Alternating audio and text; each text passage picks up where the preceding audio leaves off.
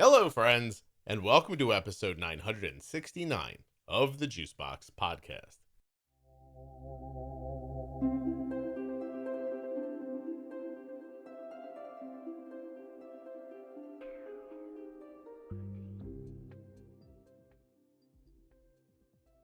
Today I'll be speaking with Danielle. She's a nurse who was in her very own hospital.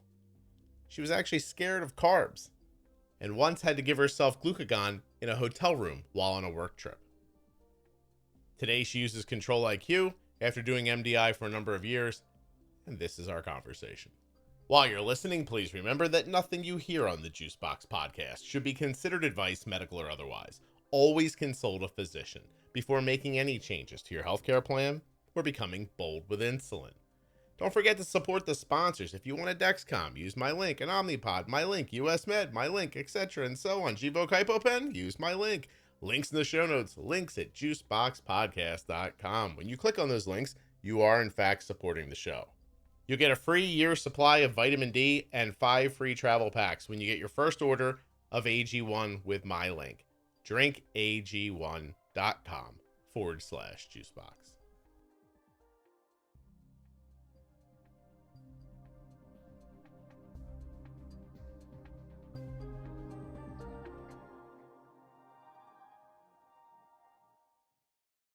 Hey, it's still summertime and there's a big sale going on at they have and Cozy Earth is today's sponsor. So what lucky timing.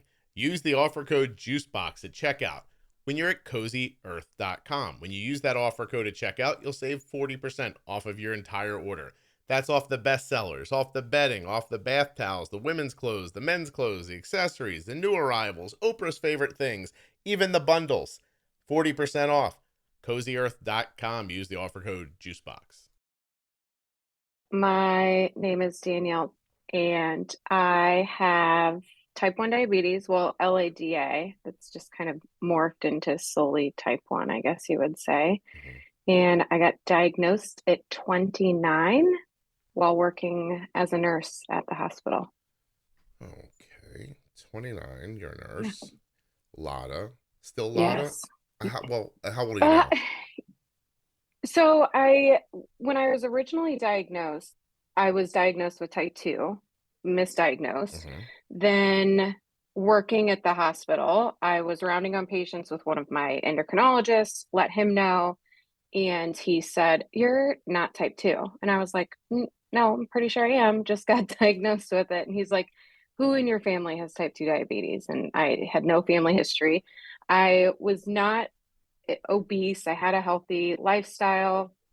And he's like, "You're not type 2." And so he's like, "Well, check your blood sugar." Like, I was only checking it like maybe once, twice a day at that time. And he had me check my blood sugar with one of the hospital meters, and it was in the 500s. I don't remember the exact number. And I was fasting. I had only had black coffee yet that day. And he was like, "Absolutely not. You are not rounding on my patients. You need insulin right now." So he took me in the med room and pulled out insulin and gave it to me right there in the middle of the hospital, middle of my day. And then he pulled me from the floor. Well, see, now I thought we weren't going to get any more unique diagnosis stories, but that one is very unique. So yeah. he just assumed, taking a brief history and seeing the blood sugar, he's like, "This is not type 2. Yeah. Wow. Yeah, absolutely. And I had worked with him for some time, and I think that he knew enough about me to just kind of go off of that gut instinct. And he injected me with 3 units right there and was like, "Sit down. I'm going to check on you in an hour." Did your blood sugar move very much? Because I refused. Oh, wait, What's hold on. You refused the insulin? No, I took the insulin. He wanted me to go to the ER. I refused to be at the ER at my own hospital. And he knew I was pretty strong-willed, so he let me sit in the nurse's station. I've heard that statement from nurses so many times. I think I kind of understand it, but it's been spoken to me a dozen times. I won't go to the ER in my own hospital. What's the vibe behind that? I think there is this, mentality of a lot of nurses that like, we're the caregivers. We don't need the care. We we help fix people. And I didn't want to ever be seen by my peers as sick, ill, weak. I would have rather went to a less, I would call like, just less skilled hospital Uh-huh. and have been treated by strangers than treated by my peers and people I knew. Who? Because I'm not a great patient. I know too much to be a good patient. That's interesting. Okay, I appreciate you speaking more about that for me, because that phrase has come up so many times. Okay, so how long ago was this? How old are you now, I guess?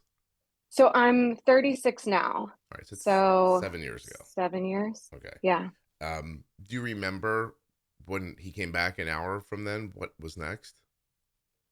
Yeah, my blood sugar like barely moved at all. It was, I want to say low 400s, maybe high 300s. I mean, didn't really touch it, but I mean, nothing, 3 units of insulin is not touching a blood sugar of 500 that has been 500 for God knows how long. Yeah. My A1C at the time was 15.7. Wow. Yeah. And so I actually went to the doctor originally for my original type 2 diagnosis, uh, thinking I told my PCP that I thought I had a spinal tumor. Uh, I was peeing all night long. I would get these horrendous leg cramps, but I would only get them at night when I laid down. And I only really acknowledged how much I needed to go to the bathroom at night. And so I thought it was some sort of tumor, benign tumor in my spine, pressing on a nerve, making me pee and hurting my legs. Wow, you jumped over a lot of other options there when you got to that Yeah, one. Yeah. You sound like I me, by the did. way. I did. Really, Danielle. Like, Kelly's like, what's wrong? Like, my arm hurts. I have arm cancer. It's obviously arm Yeah, cancer. And dying, yeah. and this is it. And well, so did they put you in the hospital? I mean, if the 3 units only moved you a little bit, then you need to be like titrated down, or He did not. Because I was pretty adamant, and I was like, I'll walk out, I'll go AMA. I said, give me orders, I will go home and I will get my blood sugar down. And he thankfully trusted me to do so. And I did. He was like, I want text updates every hour then of your blood sugar. are you married? I am married, yeah. Yeah. Is he? Does he look tired? Are you? Are you this? Are you? Oh yeah, I'm sure he's mentally and physically exhausted with me People every say, day. "What's wrong?" Yeah, I don't know. This Danielle, everything's a fight. Yeah, But yeah, yeah. it really is. Well, and I didn't tell anybody my diagnosis for a long time. Okay. Like my husband was the only one that knew. I didn't tell anyone in my family. I wanted to have it under control before I answered any questions.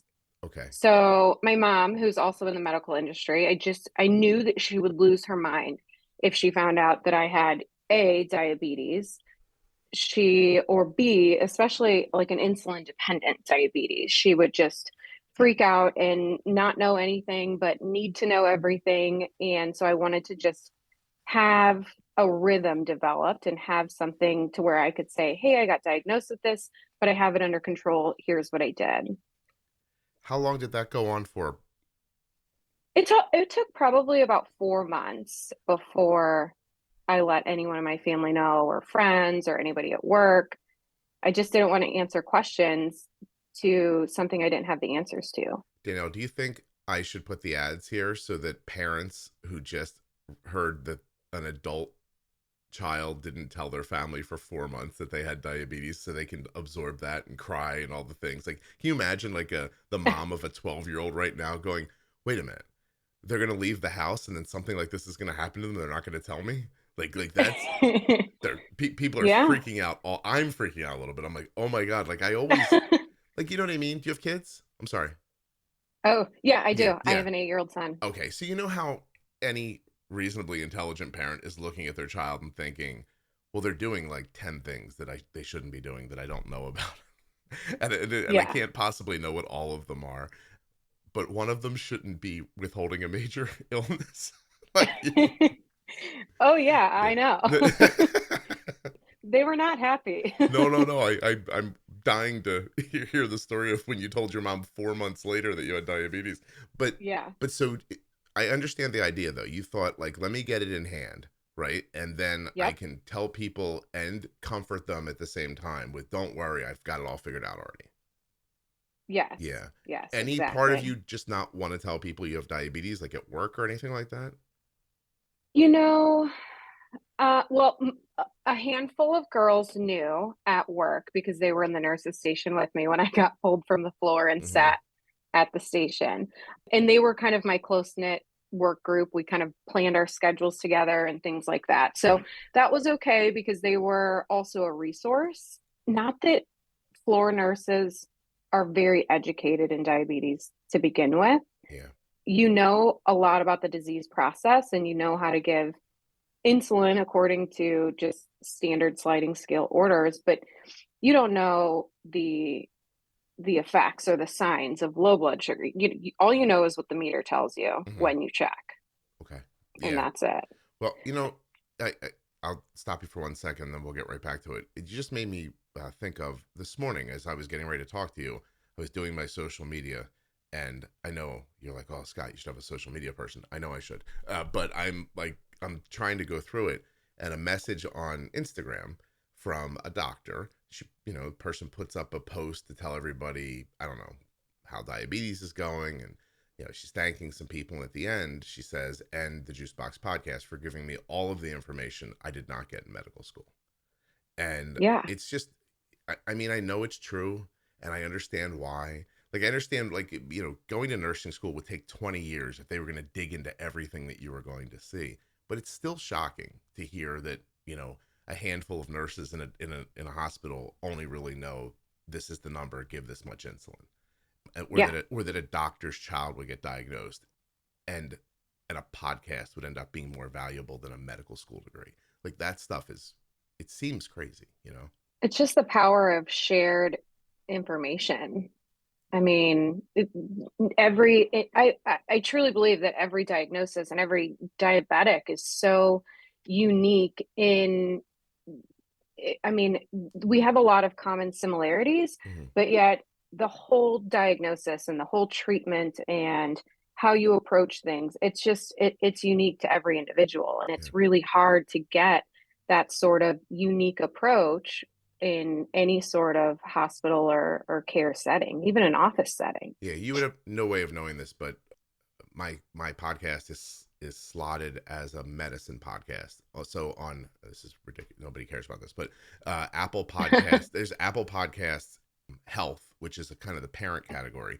Then there's a subcategory that's medicine. I'm in medicine, right? So I'm in health, and then I'm in medicine. And my podcast charts pretty consistently in the top 20 all year long in the medicine category, but it's surrounded by nursing podcasts, which are incredibly popular, where nurses get on and talk to other nurses about things they're going to see, how they handle stuff. It just made me think of what you just said. Like, it works for diabetes, but it also, I mean, there's 5 really popular nursing podcasts.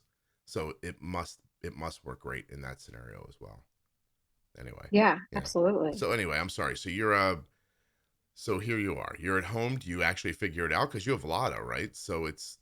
I do. So the very next day, so I essentially manage kind of every few hours checking, and I don't really come below 300. Mm-hmm. And I feel I feel the low blood sugar effects in the 300s as well.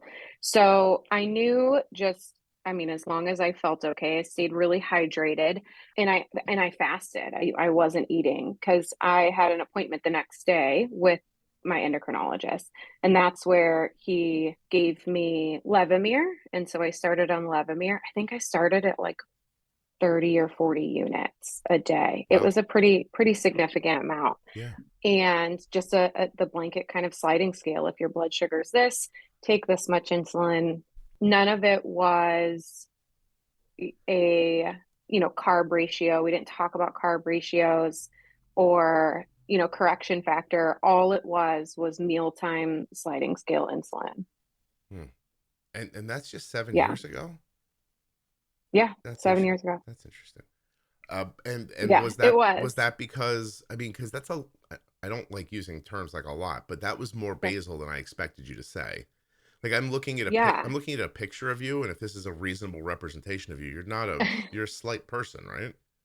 Yeah, Yeah, yeah. yeah. And I think part of it was, again, like some of his orders are based off of A1Cs and and those sorts of things. So the higher somebody's A1C was, the more Levemir or basal insulin that he would initially administer. Okay. And so he wanted me to take some time off of work and just like focus on it. And he's like, if you're feeling really low, then, eat and reduce your basal. If you are not coming down, then, give yourself your sliding scale.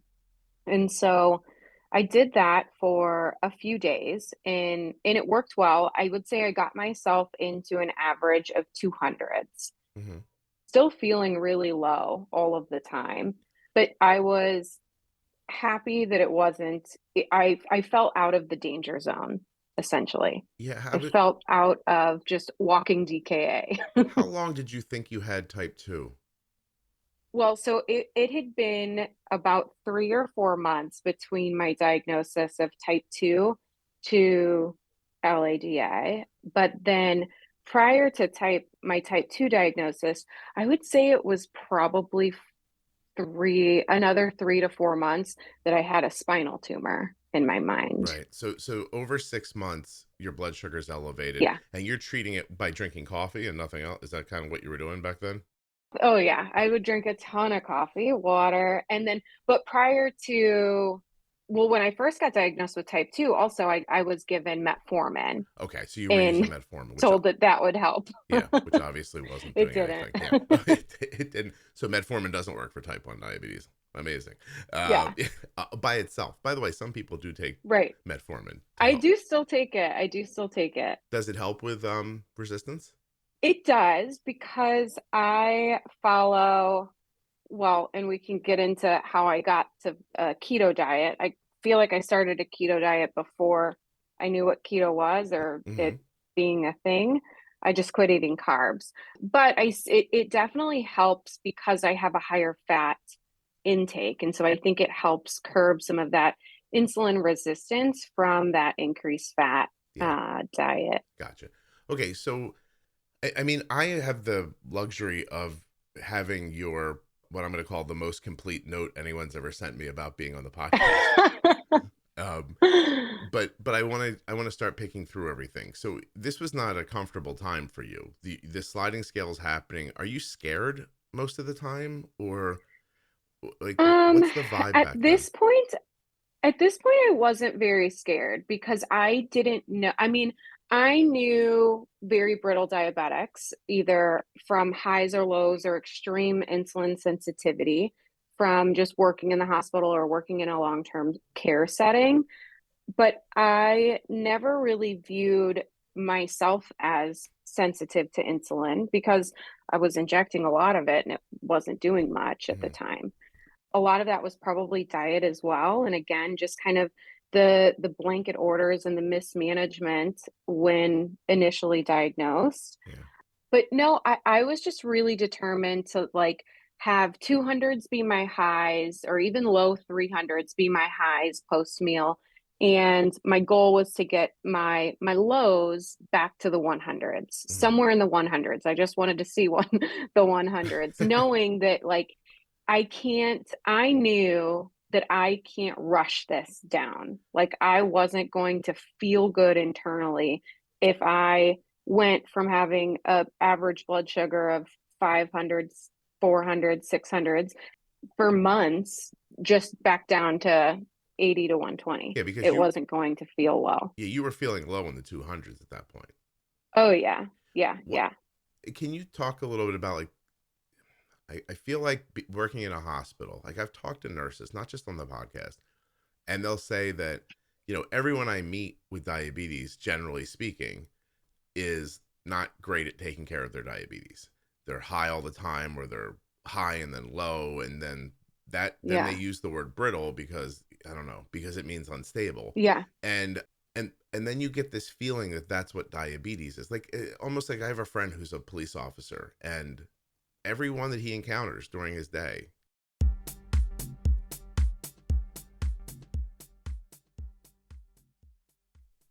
Let's head over together to CozyEarth.com and pick around the site. Let's see what's on the bestsellers list. Oh, there's the viscose bamboo sheets that I have. And no surprise, women's bamboo joggers. That's also made with the viscose bamboo. I quite enjoy my joggers. I use the men's, but I bet you the women's are just as comfy and silky and lovely. Oh, I'm starting to think about them. Actually, instead of going through the rest of this site and telling you about the towels and the accessories, the bed sheets, the clothing, I'm just going to tell you what happened to me the other day. I put on a pair of sweatpants that weren't from Cozy Earth, and it ruined my day. That's it. It ruined my whole, I don't want to curse because it's an ad, but it ruined my whole day. They just weren't the same. Honestly, I don't want to sound like I'm pampered, but I only have one pair of bamboo jogger pants from Cozy Earth, but I need more because it's a different experience. Those other ones, I wore them for, 2 years. And every day I thought, these are fine, right up until I put on my Cozy Earth joggers. And now I know that the ones I got at that other store, they're not fine. They suck. And I guess until you have something to compare them to, how would you know? CozyEarth.com. Use the offer code Juicebox at checkout to save 40%. And this stuff that I'm talking about right now is actually on sale right now. I don't know when you're going to hear this, but a lot of these things on the bestsellers list are 20% off at the moment. So head on over, see if they're still 20% off. Maybe you can put my 40 on top of their 20. Hello. I don't know if that works or not, but you should go try. And if not, 40% is still a fair price off of these beautiful things. And man, am I going to try this crew shirt, this pullover? I might do that. Yeah, I gotta be better to myself. More Cozy Earth stuff for me. More joggers, more shirts. Actually, I've lost a little weight. Maybe I'll get a t-shirt or two from here. Would I? Could I? I'll tell you what, I was scrolling down and I thought this ad's over. But then I wanted to tell you about the new bath towels that Cozy Earth sent me. My goodness. It's a different experience. I don't know another way to put it. You go to some big box store and grab some towels if you want. I'm sure they'll be cheaper. And every day you rub them on yourself. You won't know what I know. I didn't know until I bought this. And I didn't know that about the joggers until I tried either. CozyEarth.com. Use the offer code Juicebox to save 40%. Not off of one item. All of your items. Like if you put in like $1 million worth of items into your cart, you will save 40% off of that. I think 40% off of $1 million is 400,000. Oh my God. What a deal. I think you can remember CozyEarth.com, but if you can't, there are links in the show notes of the audio app you're listening in right now and also at JuiceboxPodcast.com. There's also links to all of the other sponsors. Bring the show with Cozy Earth specifically, it's when you use my offer code at checkout. Everyone that he encounters during his day is trying to get over on him or break the law. And it's he has to make a conscious decision in his real life not to think that of people because he's around it so much. So I wonder about being around people in the hospital all the time who are struggling with diabetes. Does it make you feel like, well, that's what diabetes is? I think initially, yes. I think that was definitely a perceived thought prior to me having it, right? Okay. Once I got diagnosed, it was like, oh my, this is not easy. Like, why does this feel so bad? And I thought, I'm smart, I'm a nurse, this isn't a big deal. And I was actually, as sad as this is, I was actually like somewhat relieved that it was type 1 and not type 2. I had this like notion in my head of like, if it's type 2, I did something wrong. Like I ate terribly. Like I didn't take care of myself. No one else has it. That means I didn't do something right for me. And then I thought to myself, if it's type 1, then it wasn't my fault. It's out of my control. And I actually like found comfort in having a type 1 diagnosis, as odd as that sounds. I don't think it sounds odd. I actually think that it's common because, I just got done recording with a type 2 the other day, and I try my hardest to put type 2 episodes into the show, but it's difficult to get them to step forward and want to do it. And overall, the vibe is, I don't want people to think I did this. And Right. yeah, I think it's just a very human way of thinking about it. Like, you just don't want people to look at you and think, oh, look what you did to yourself. And yeah, I understand what you're saying. I understand it. So, okay. What happens? Like, do you go back to work at some point, or how do you get through? Like, did you I do. take the Yeah. time off? Yeah. Okay. I just had a couple days off. I took PTO and no big deal. Was feeling better. I would say by like the end of my first week, I was in the 1 and 200s, and I was pretty bold. I mean, I I was not checking my blood sugar as often as I do now because I still kind of just had this mindset of pre-meal checking it because that's what I knew. I wasn't doing a ton of like post-meal checks.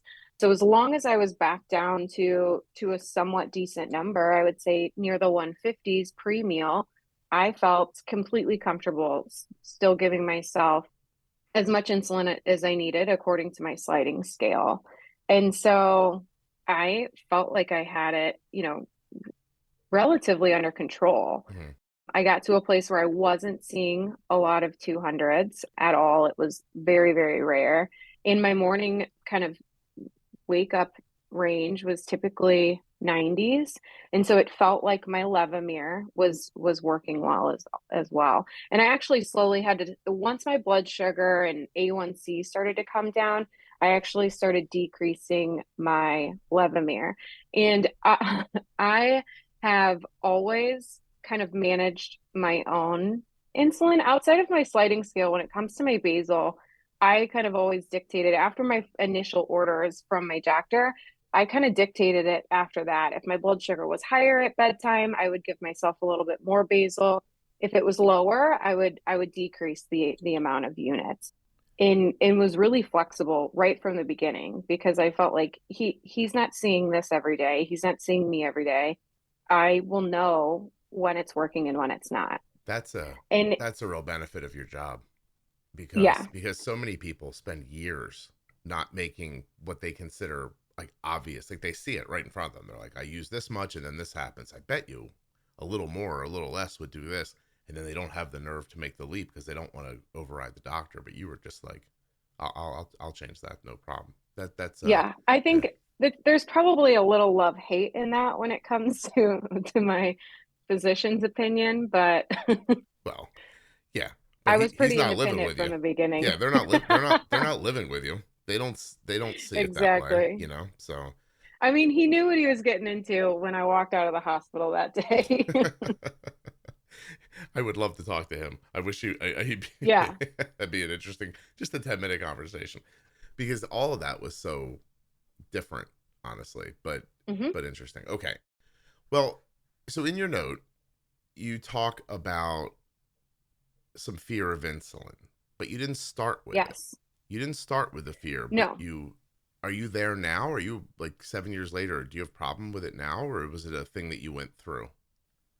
Yeah, so it's definitely a thing I went through. So probably a year after diagnosis, I switched jobs and became started working for a dermatology company and was traveling with that dermatology company. And so it was my very first travel assignment actually.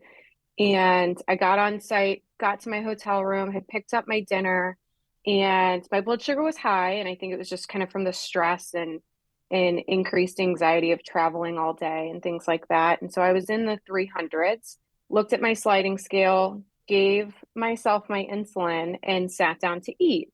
And there wasn't much of a, doctors don't often talk about pre-bolus or how soon before you eat or how soon you should give insulin before you eat. And so I just give myself my insulin, sit down and start eating. And I'm watching TV, not as hungry as I anticipated, so I don't finish it, but I don't think anything of it.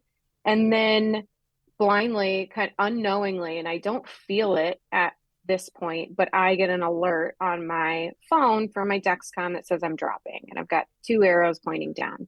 And I was like, huh, that's strange. I was like, my food will catch up. All I had was a salad, like a Greek salad. It wasn't anything substantial to catch it by any means. And then it gets to the point to where it's dropping and it's not stopping. And I look again and it's 34 with two arrows pointing down. And I was like, this can't be good. Wait, Well, you went from the mind you, three. excuse me. Yeah, I'm sorry. You went I from went from the 300 300s. to Yes, 34. 300s to it just said low on my Oh yeah, meter, but my last one had two arrows pointing down. My meter said 34. My meter doesn't have arrows. So gotcha. I checked my blood sugar. Mind you, I didn't check my blood sugar before I sat down to eat. I just went off of my Dexcom also. But I checked my blood sugar. It's 34 and I like instantly get to this like sometimes you don't I feel like you don't know your blood sugar's low until your blood sugar tells you you're low. Like it takes Feeling. your body a minute to catch up sometimes. Okay. And so I instantly feel the effects of a 34 that's dropping. And I know I am in my hotel room. I'm alone. No one knows what room I'm in. I haven't even talked to my husband since I mean, I literally had just checked in, sat down and ate. And I have no choice at this point. Like I know that glucose tabs are not going to do enough. Hmm. So I get my glucagon out, somehow manage with like this violent shaking of hands, either from a mixture of anxiety and just the low itself, shaking, draw up the glucagon and inject it in my arm. And then I wait and hope that I don't pass out in a hotel room by myself. Were you capable of thinking I should call 911, or did that not pop into your head? You know, so I didn't, and I actually called. So one of the other girls that I met at this new company I had started had diabetes, and she's had type 1 diabetes since she was a child, and she was kind of my like resource and my lifeline. Yeah. So my first thing I thought to do was to call her. And so I called her and she said, okay, what hotel are you at? What room are you in? And so she knew to get that information right away. I did not. So I got that information to her and she just stayed on the phone with me. And she's like, my very first words to her when we got on the phone was, at what point should you not give yourself your glucagon, or at what point should you give yourself your glucagon? And she's like, oh, well, you don't ever give it to yourself. It's only, in case you pass out and I was like, well, I just gave it. And she's like, wait, what? Why? And I was like, well, and I told her the story and she's like, yeah, that's a good choice. Yeah. There's a lot of opportunities for you to give it to yourself. I think the way you Yeah. described it was perfect, actually. Yeah. So how low did you get? Did you So lose consciousness? I did not. I did not. I don't know. So I knew that I did not want to check it again for 20 to 30 minutes unless I started feeling worse than what I was feeling. I knew that it was going to take some time. And I knew that just me personally, that sometimes the panic is worse than the number or worse than waiting. So I knew that if I checked it very well could have gone lower than 34. Mm-hmm. But I knew if I checked it, I was going to continue to overreact or get myself so worked up into an anxiety attack that my heart rate's going to go through the roof and that it's just going to be worse for me. So I just stayed on the phone with her and waited and waited. And it was probably the longest 20 to 30 minutes of my life. Did you ever talk to her about it afterwards? Not really. No. No, I mean, I am also her lifeline. I mean, we will go 6, 8 months without talking. And I know if my phone rings and it's her, she lives alone with her young son. And I know that now is when she needs me and I'll answer. And she's like, hey, I'm in the 40s. This is what I'm doing.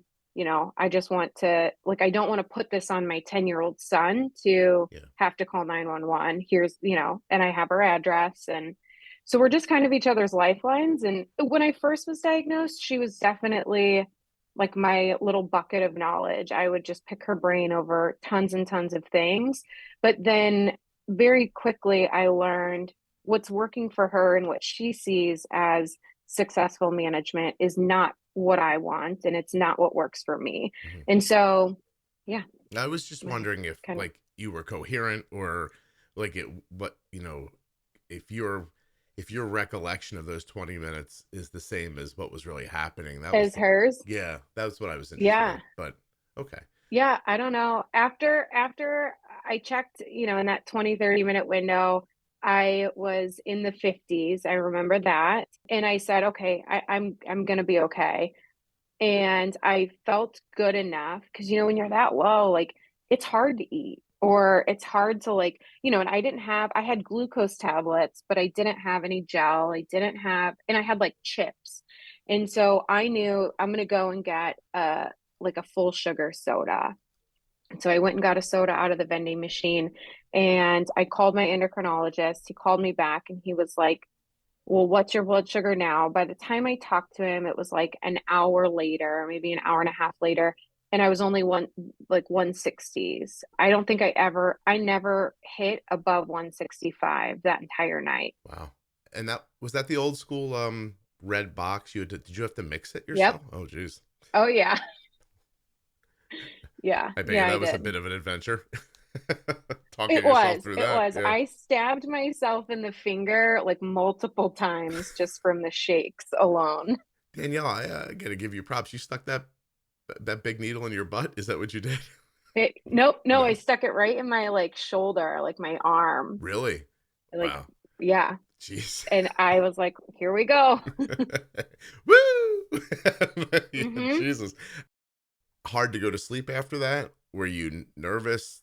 Yes. So thankfully, I worked a long time with my endocrinologist when we worked at the hospital.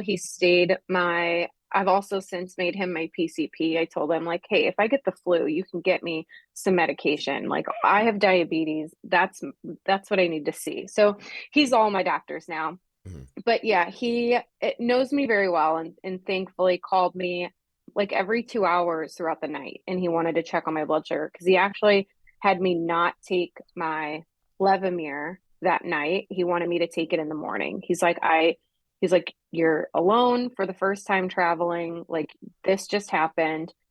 You need to like play it safe. And that's when I realized that I'm probably a lot more sensitive to insulin than I ever realized. But my food intake was comparable enough, and my correction factor is not what it appeared to be because essentially every time I was giving myself insulin, I thought it was more so for correction, but really it was correction and food. And so when you add a meal in that has little to no carbs and take that big of a correction, it just plummeted me. Yeah, ironically, I mean, we've been talking now for a while, and you just, the story mimics that of somebody who really was having their outcomes by mistake. Like, do you know what I mean? Like, I don't want to say you didn't know what Yeah. you were doing, but it sounds like you didn't know what you were doing. It sounds like, No. yeah, right? Like, it sounds like you were using insulin kind of haphazardly, but you didn't realize it. And then, No, exactly. right. So we put on this one day where your blood sugar shoots up, probably from travel anxiety and adrenaline and stuff like that. And then you come in with this big bolus on top of having a salad, which is not going to offer much resistance to begin with. And that's the first time you look and you say, "Wow, I don't know what I'm doing." Like that's Yeah. you know what I mean? It happens to everybody. I think the podcast exists because that's true. After talking to enough people, I believe that a lot of people who use insulin are, I don't want to use that, lucky, like that it's going Yeah. as well as it is. That they're just Yeah, not, I agree. yeah, it's like they're not making a lot of informed decisions. They don't know how insulin works, generally speaking. Doctors are kind of keeping them in a, I don't know. They just, they're like, here, do this, do that. Yeah, you're higher than you want to be, but at least you're not injecting yourself with glucagon in a hotel room. And then that just becomes the norm. And if you're lucky, you get through. But for most people, they end up with stories like yours once or twice a year. Yeah. Yeah. So what did you do after that? Because I don't imagine you just sat around and you were like, I guess this is my life now. Yeah, no. So the very next day, I took a mentality of I'm allergic to carbs. And even though that meal didn't contain carbs, I don't know what the switch was, but I mentally made this correlation of people who are allergic to peanuts don't run around eating peanut butter and jellies and injecting themselves with epinephrine just so they can have some peanut butter and jelly. I'm not going to eat carbs and I won't need this sliding scale insulin that tried to kill me. If I can just have a regular stable blood sugar, I'm not going to need that sliding scale. Mm-hmm. And that was my thinking. My endocrinologist shared a few words with me that it was wrong. That was not the correct thinking, that I'm not allergic to carbs. I But understand. he didn't change my mind. Yeah, I understand your Carl. I understand the line you drew. I mean, I also I had this one 24-hour experience that was valuable to me in the podcast, which is I was at the dentist one day and I was peeing a lot. Like I had to like, I don't know, he was doing work on me, and in the middle of a procedure, I'm like, I gotta go to the bathroom. And so I got up and went. And at the very end of the procedure, I went again. And then the nurse grabbed the dentist and said, you know, he peed before he came in here, before we started. And so the guy pulls me aside and goes, hey, I think you have type 2 diabetes. And I was like, well, I definitely know that I don't. But, you know, what do you, you know, why are you saying? It turns out I was really iron deficient. Like my body was falling apart, basically. But Yeah. not the point. The point is I went home and I had to call a doctor and make an appointment. So I called the doctor. I told him, you know, what had happened. I'm lucky to live in a place where I wasn't gonna have to wait forever to get an appointment. And I had an appointment 48 hours later to get a physical. But for 48 hours, I couldn't bring myself to eat. Like I was just frozen. It really Yeah. was. I couldn't eat. I just didn't eat for days. And I feel like that's what happened to you in the beginning. And then it's where your brain went here. Like, well, I won't need insulin if I don't have carbs. So I'm going to not eat carbs. I don't think there's anything, I want to be very clear about this. I don't care how people eat. I guess, Danielle, is what I should say. I really genuinely don't. I Mm-hmm. just want people to know how to use their insulin for whatever they're taking in. I have no opinion about people being low carb or not low carb. I think whatever works for you is terrific. But I do think that a lot of people get to low carb because of that fear and lack of knowledge. Like, you know what I mean? Like, I'm not saying you should be eating 1,000 carbs a day or anything like that. But, you know, yesterday, Arden's home from college and she's, you know, in the afternoon, she says, I'd love a cheeseburger. I was like, okay. So she's like, I haven't had one in like 3 months. And we took her out for a cheeseburger. She got some fries. She had a milkshake. And, you know, Arden's A1C is still very respectable. So how many carbs is that? I mean, hundreds probably. You know what I mean? Like it's a lot. Yeah. And I know how to bolus for that. And I'm not saying you should eat a cheeseburger and french fries. I'm saying that people should know how to use their insulin. But moreover, that I think your pathway, I mean, it mimicked what happened to me, right? Like I was immediately like, oh my God, well, what I should do is not eat carbs ever again if I have diabetes.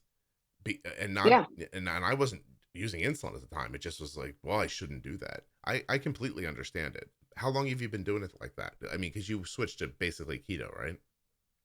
Yep. Yep. So I'm still keto Mm-hmm. to this day. And now I like don't, there is no, I think initially it was really nice because I mean, I didn't even realize that doing something low carb would cause you to lose weight.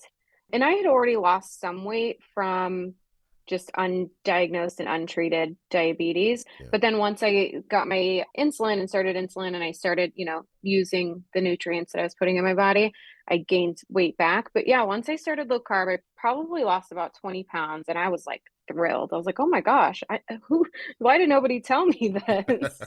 I think people have probably, there's probably lots of things out there that say it, but I enjoy pizza.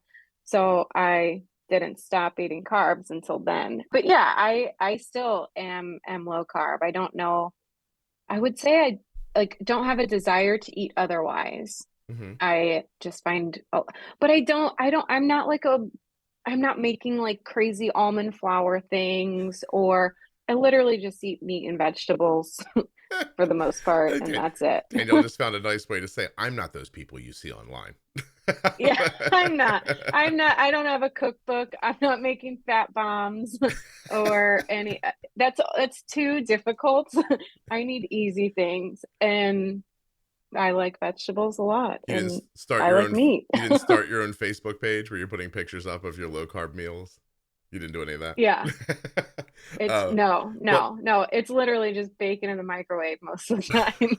microwave bacon.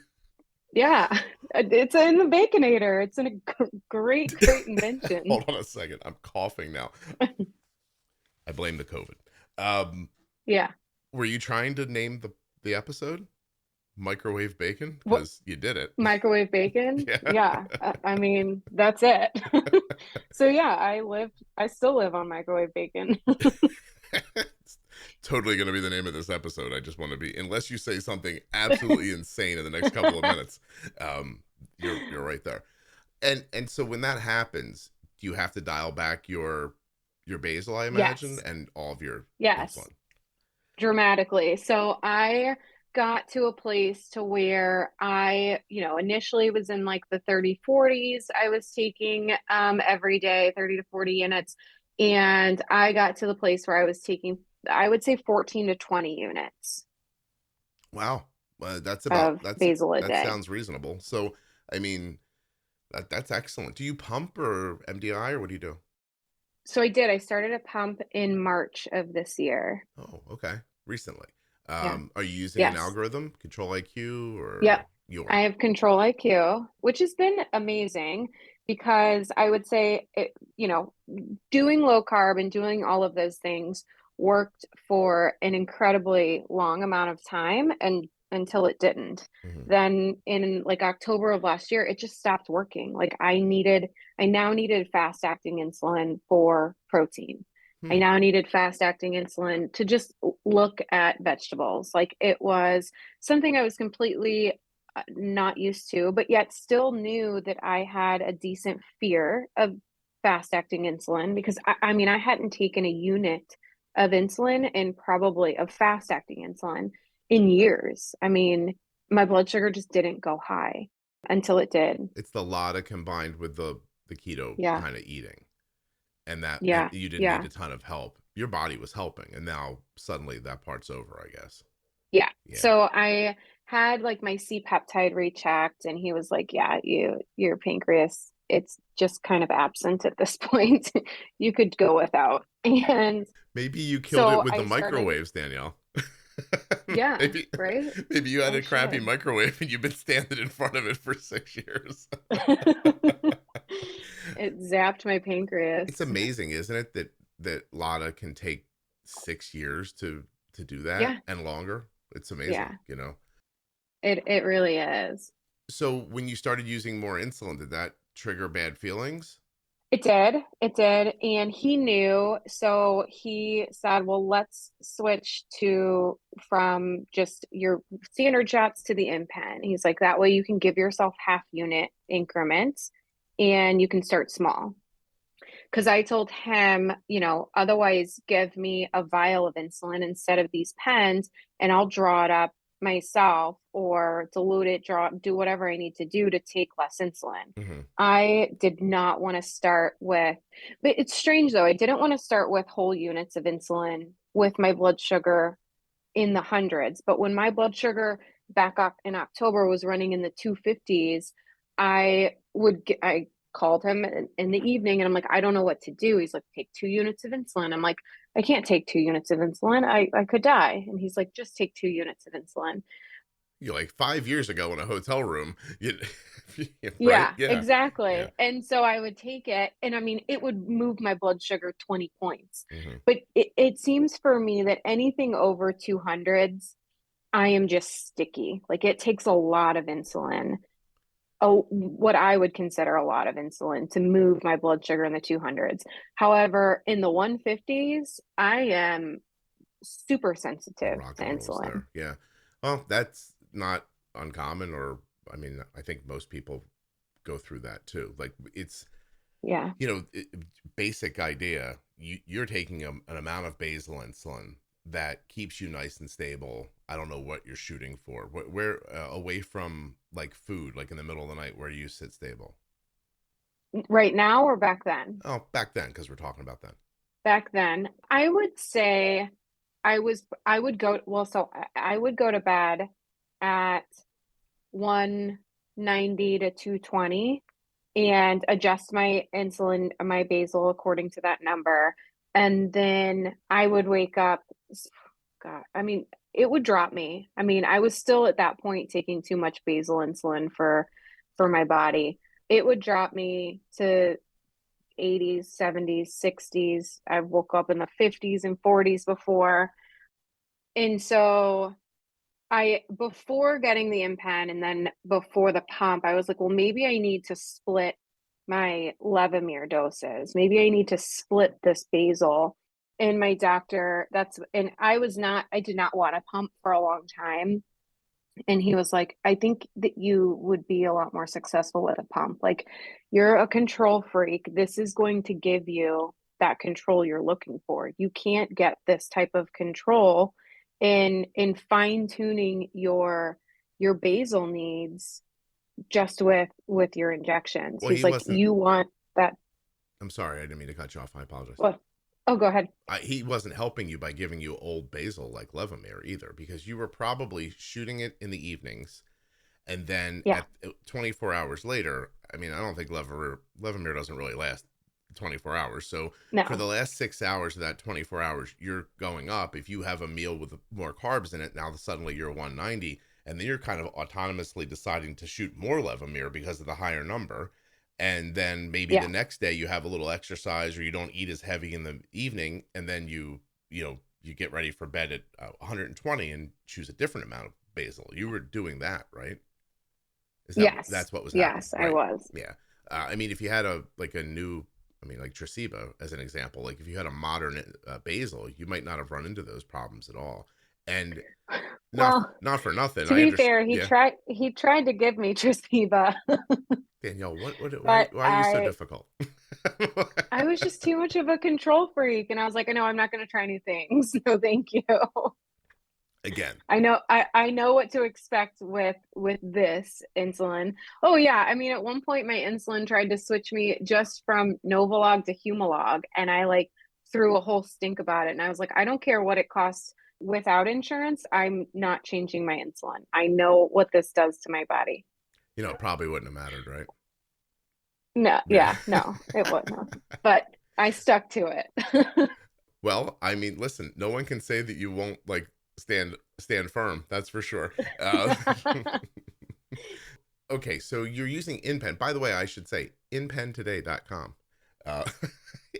Unless they're not advertisers in 2023 when yours will come on, and then in that case, please don't go to that link. But if they're still advertising, go get yourself an InPen.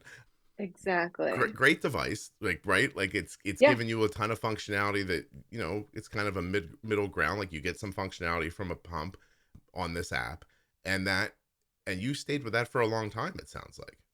So, I started the InPen in November of last year, and I actually used it until March of this year. And the InPen, between November and December, the amount of insight and like insulin on board that it would show me and those half units gave me like so much excitement and kind of drove the hope for a pump. And so I had already met my deductible at the end of last year. So I told my doctor, I said, order me a pump.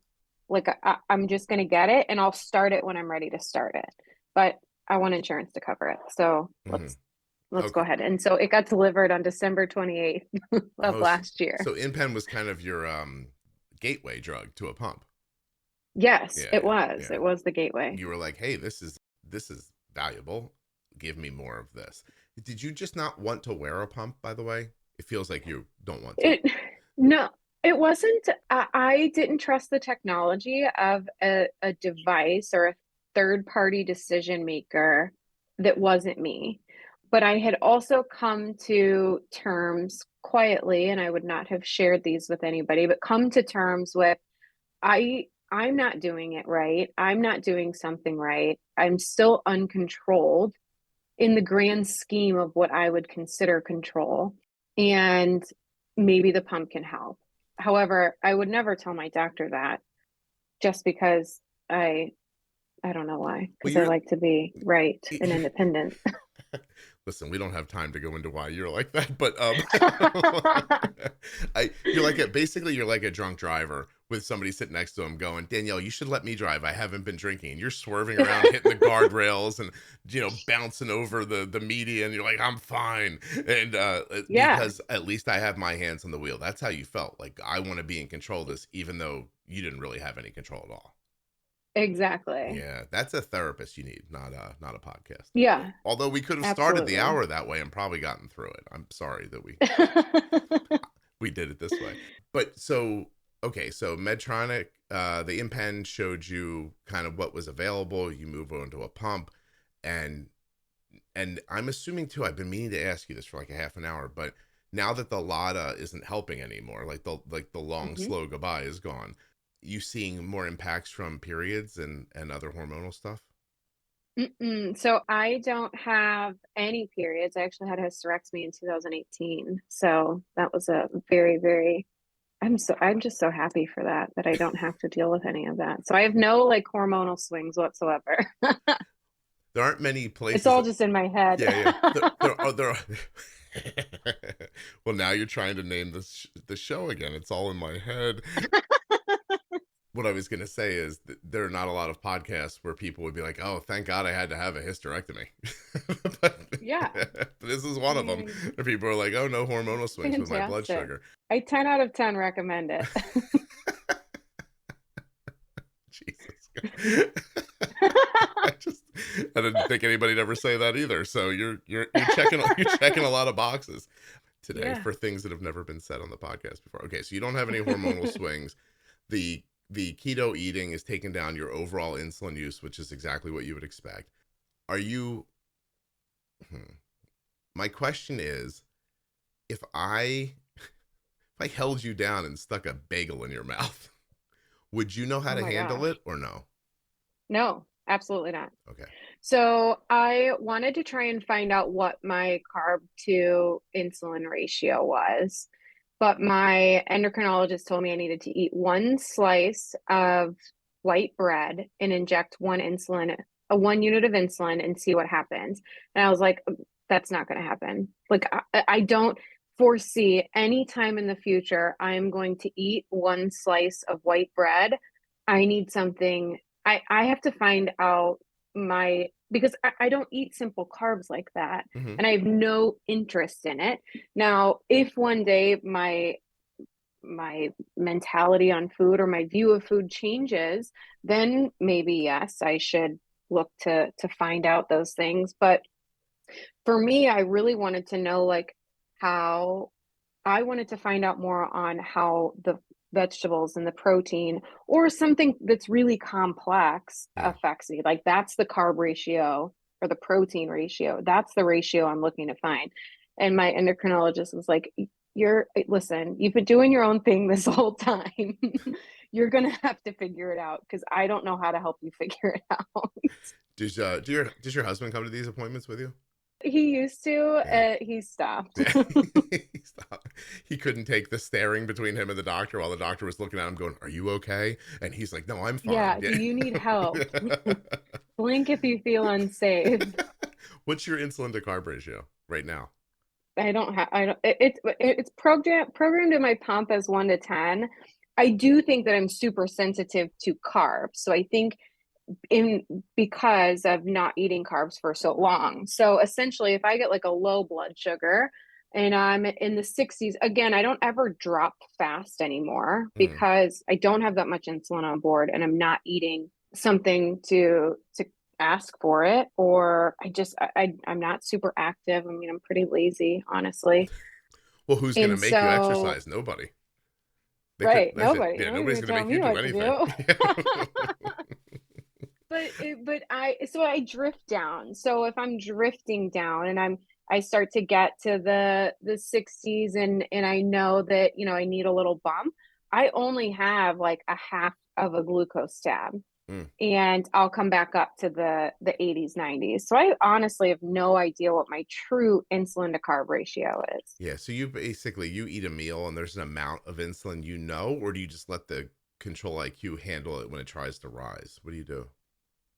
The control IQ handles it right now. So I have like a higher during the day, during like eating periods, I have I guess it's a lower insulin sensitivity that I have programmed in. And then at night, early hours of the night, it's a pretty high insulin sensitivity. And then early wee hours of the morning, it's a lower insulin sensitivity because I start to rise in the, 4 a.m. window. Okay.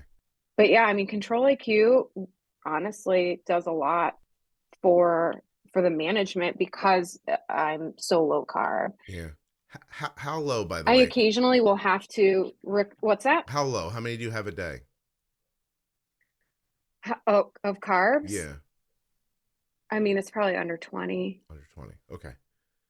Are you always in ketosis from the low carb?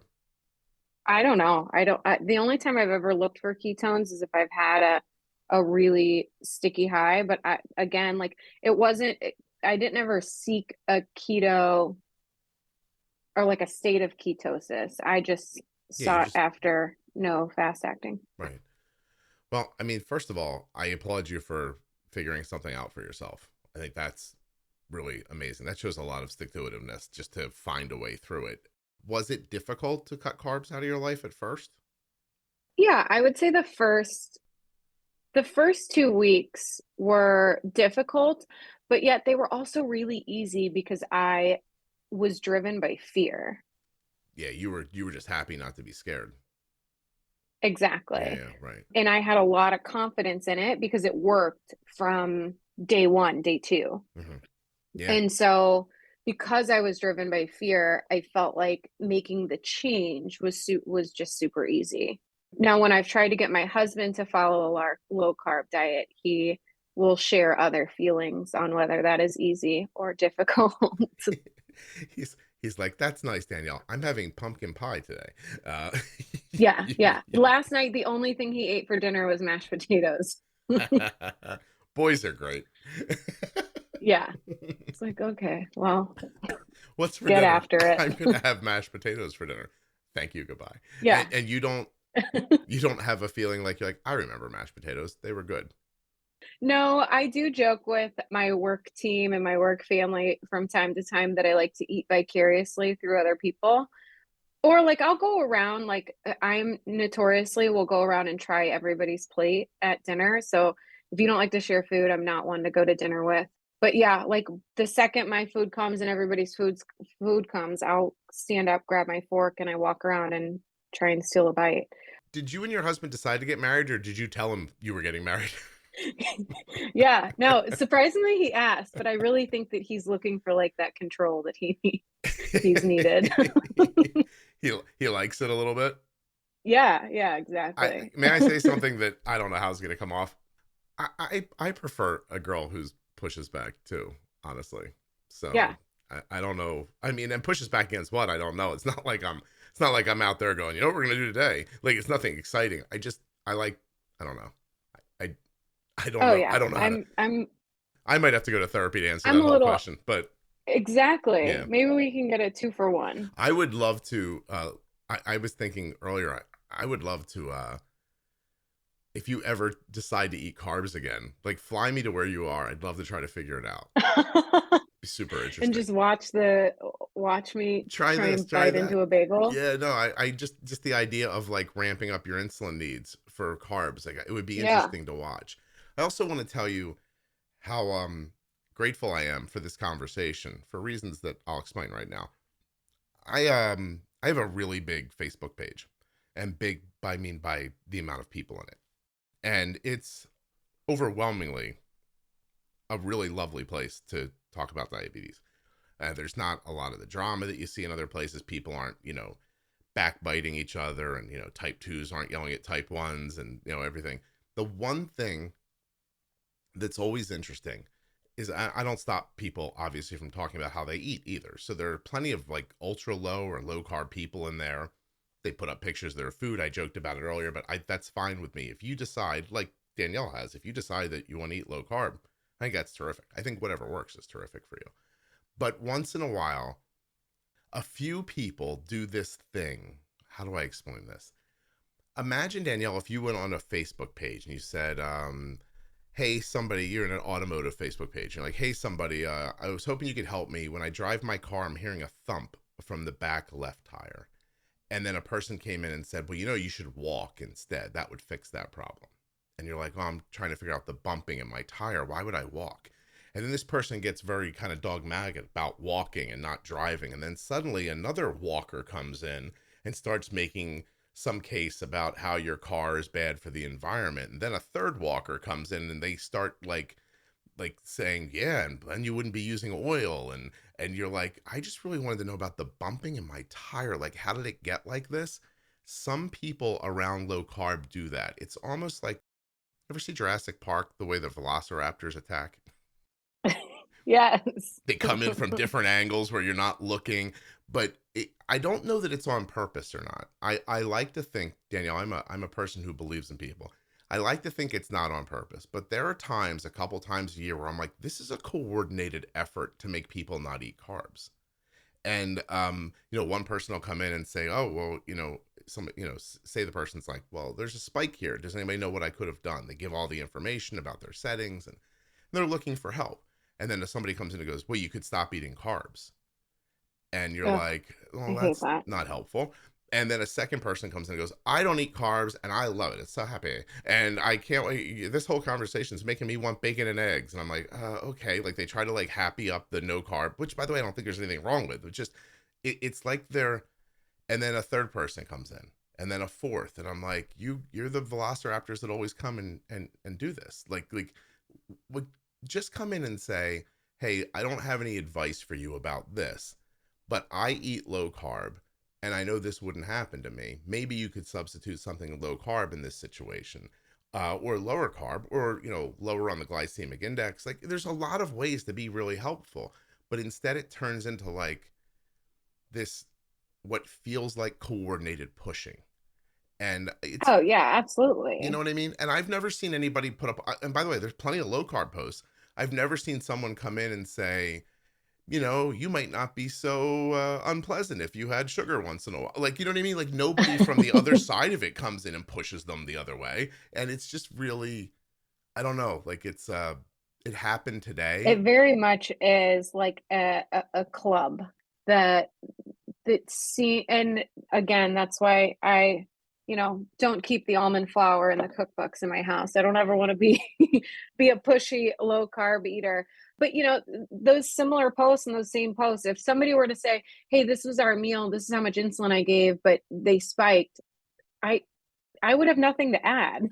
Yeah. So I wouldn't comment. I would read it. I would probably read through the comments and be like, oh, it looks like good advice, and move on to the next post that's applicable to me, because I have nothing to add. Like you obviously eat cereal. I can't relate. I can't offer any advice. Yeah.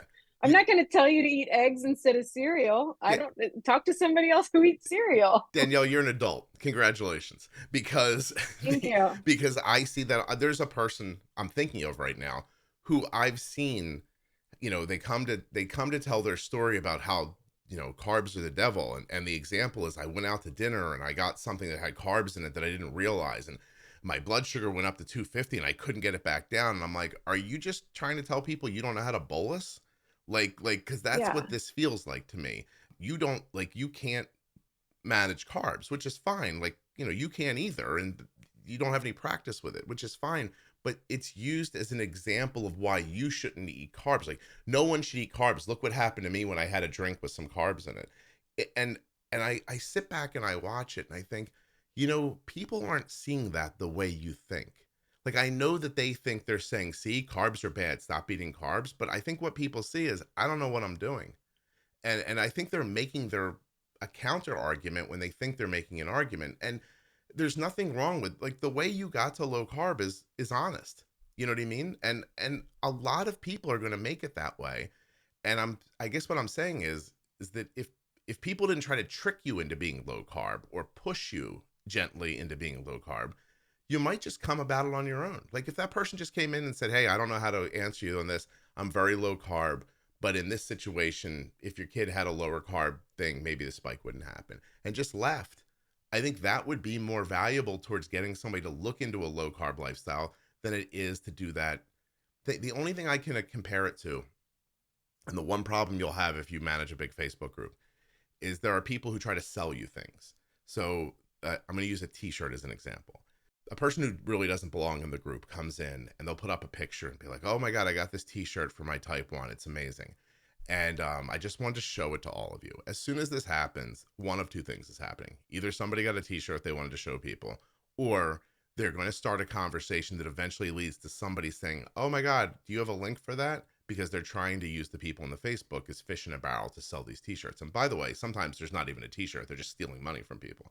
So I'm aware of how that works. Someone comes in, posts a picture of the t-shirt, then another account goes, oh, it's so cute. Where can I get that? And then the first person comes in and goes, oh, let me just give you the link. And it acts like it's all very normal, but it's a coordinated effort to show you the shirt and make sure you know how to buy it. That's what the low carb thing reminds me of. Like it's a coordinated effort to try to move you in a direction.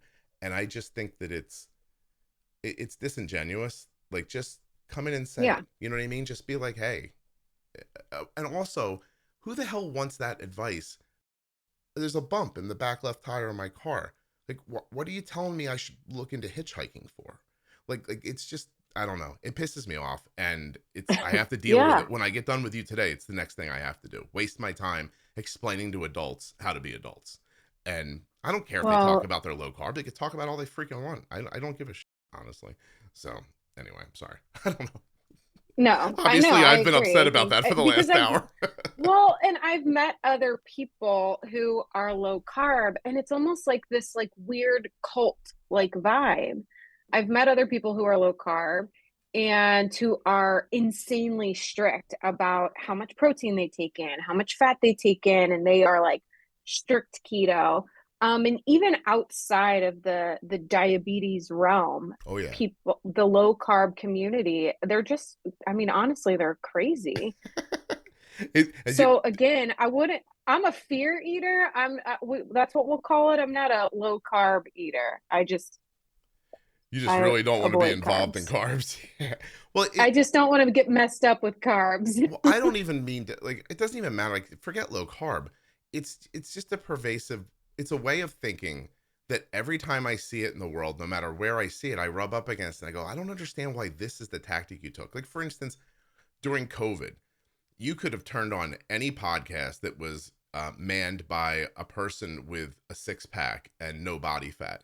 And they would have told you, like, oh, you don't want COVID to bother you, then just be in shape like me. And I'm like, well, okay. Okay. I mean, COVID's here now. I guess I could get my body fat down to 0.5 in a week before I go out. Like, how would I do that? You know what I mean? Like, it's these overly simplistic answers to things. Like, just do this thing, which is fairly, I mean, you know, like bodybuilding is an example. That's a big undertaking. It's a lot of effort. It's maybe doesn't fit into everyone's life. And when you're 25 years old and you don't have a great job so you can be in the gym for 5 hours a day, it's easy to stand up with your shirt off and go, look at me. Look at how great I look. You should look like this. I'm like, yeah, I don't know how the hell I'm going to do that. You know what I mean? Like, I'm sure if I quit my job and told my kids they were on their own and sold this house, I guess I could, you know, but, and then it's a team mentality. Like, I'm on team bodybuilding. I'm on team low carb, and we're not allowed to talk about it otherwise. I try really hard to foster a place where people can talk about how they eat. Like, I want to be clear. There are people who will hear this and know that I'm talking about them. And I love them in the group. I love that they share their low carb lifestyle. I've seen it help a lot of people who are interested in it. It's not a perspective that I can personally share, so I'm thrilled that they're in there. I like them there. Just stop doing the Velociraptor thing. Like, if you're listening, if you don't know you're doing it, it comes off really smarmy. And if you do know you're doing it, shame on you. That's my message, I guess. Took me 20 minutes to get to it. Like, if you don't know that we're talking about you, then we're talking about you. Well, I think that, I just think that I don't know that they're doing it on purpose. Like, there are people who help me with the Facebook group who are like, this is completely on purpose. And I'm like, I always want to just think the best of people. But I mean, I don't know. There's a way to share what you do without manipulating people. And that I don't, that I'm not okay with. The manipulation part is the part that I have a problem with. Anyway, I'm going to have to say that online and get yelled at. Yeah. I think the Facebook group just needs to continue to be able to provide a safe place for anybody to ask any question free of judgment, because all they're doing is seeking help. Yeah. They're not, if somebody asks the question of, hey, what could I eat differently to not have this spike? Sure, throw in your low carb jargon and nonsense as to what's working for you. But if somebody says, how do I avoid this spike? This is what we ate. Here's my graph. They don't care about your low carb BS. Yeah. They want to know how to give the insulin. My car's not idling well. What should I do? Walk. Okay, great. Thanks. Walk. Yeah. Walk. Perfect. Yeah. And Nike. Yeah. And then eventually one of them's going to come in and say, you know that slaves make those shoes, right? And I'm like, oh my God. Like, I don't know. Like the internet. And then it spirals. And I want to be clear, that's not the vibe of the Facebook group. This happens every once in a while. It happens every once in a while. And every once in a while, I have to get involved and I have to be like, look, you can't do that. Like, don't tell this person that's not what I'm saying. I'm like, read it. That is what you're saying. And I'm telling you. I kind of want to play like devil's advocate and see a low carb post and like sneak in the comments and be like, well, you should really eat cereal. Yeah. I'm low pre-bolus for it. You should say something like, oh my God, I can see your abs. You should have cereal. Yeah. Yeah. Because by the way, that's a really good point, right? Like, I know it sounds silly, but everyone thinks their way is the right way. And for every person who thinks that, there's a person on the opposite side who thinks you're wrong. So, you might be standing there as lean as could be, with all these muscles popping out everywhere. And there might be another person looking at you going, I don't think that looks good. Now, I don't care what people think, but you have to understand that there are other opinions on all sides of ideas. And for some reason, I've never seen a person who eats carbs tell a person who doesn't eat carbs that they're wrong. But I have seen people who don't eat carbs tell people who do eat carbs that they're wrong. And I have philosophized in the past that it might be stemmed in really what your episode was about today, in fear. Like, they maybe just got into a really bad situation. They couldn't find their way out of it. And they decided the only way I can handle this is the way you did, which there's nothing wrong with. It's just, what's wrong with it is when you start just pushing it down other people's throats. It's tiresome. Yeah. Anyway. No, the only thing, and I mean, I'll still occasionally dabble in it's a bite of carbs, but again, it's when other people at the table order something that looks good. Yeah. I'm like, oh, can I just have a little sliver of your tiramisu? I felt bad for you because you said you like pizza, and then I looked online and I see where you live, and there's no way there's good pizza there. Oh, I mean, it's just a different kind of pizza. Yeah. It's not the thick crust pizza. It's the cracker crust. And you know why I said that, Danielle? Because you like the pizza where you live, and look at me acting all like, oh, that's not pizza. This is pizza. That's what I did it so you could hear it. That's what everybody's doing to each other online when they're like, you're not doing it right. Just who cares? Shut up. Silly. Yeah. I really, like just I said, have some microwave bacon and shut up.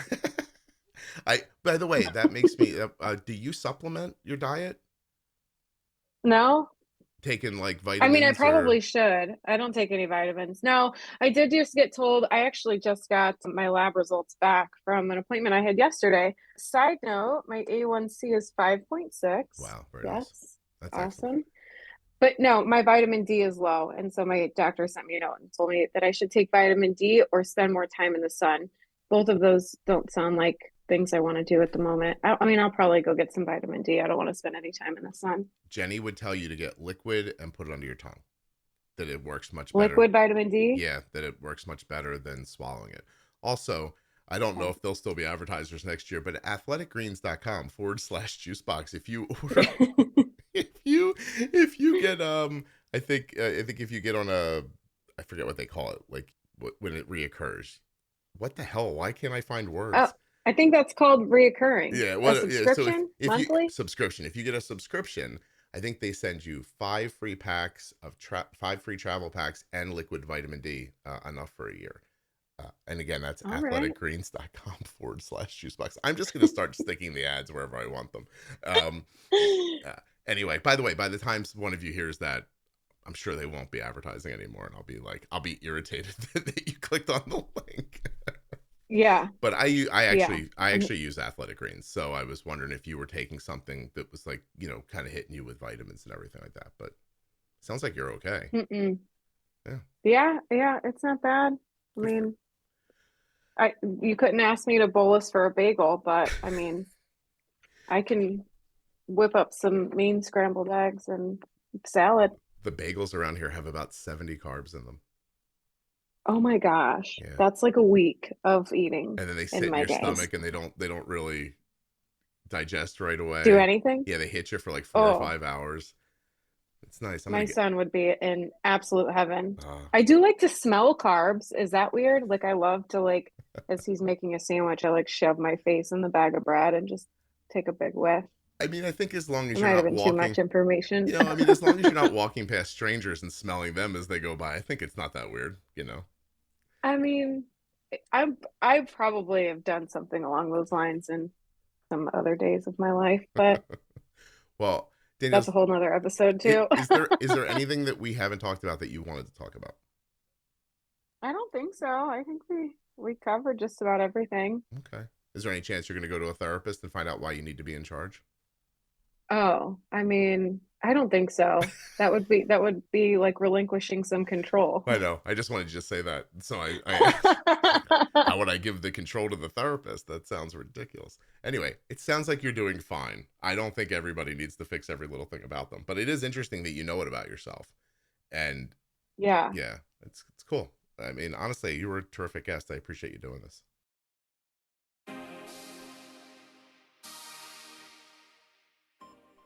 A huge thank you to Danielle for coming on the show and sharing her story with us.